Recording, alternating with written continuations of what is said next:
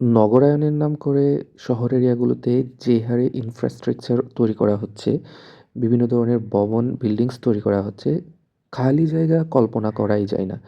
আগের দিনে যদিও বা শহর এরিয়াগুলোতে একটু আধটু খোলা জায়গা ছিল, যেখানে বাচ্চা বলেন, বড়রা বলেন যে খেলাধুলা করতে পারতো, বিকেলের দিকে একটু হাঁটাহাঁটি করতে পারতো।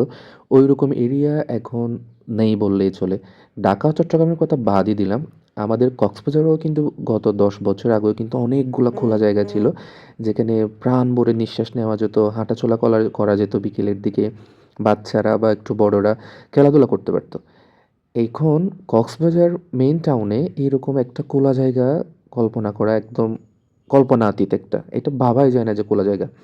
কিন্তু কক্সবাজারেও এমন কয়েকটা এখন খোলা জায়গা রয়েছে যেগুলোকে মাঠ বলাই শ্রেয়।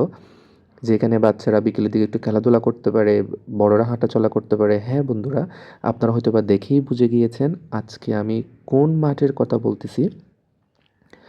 এটা হচ্ছে কোক অফিসের পাশে যেটা মুক্তিযুদ্ধ মাঠ রয়েছে ওইটা। এই মুক্তিযুদ্ধ মাঠ কিন্তু সবার জন্য উন্মুক্ত। আপনি চাইলে এখানে খেলাধুলা করতে পারেন।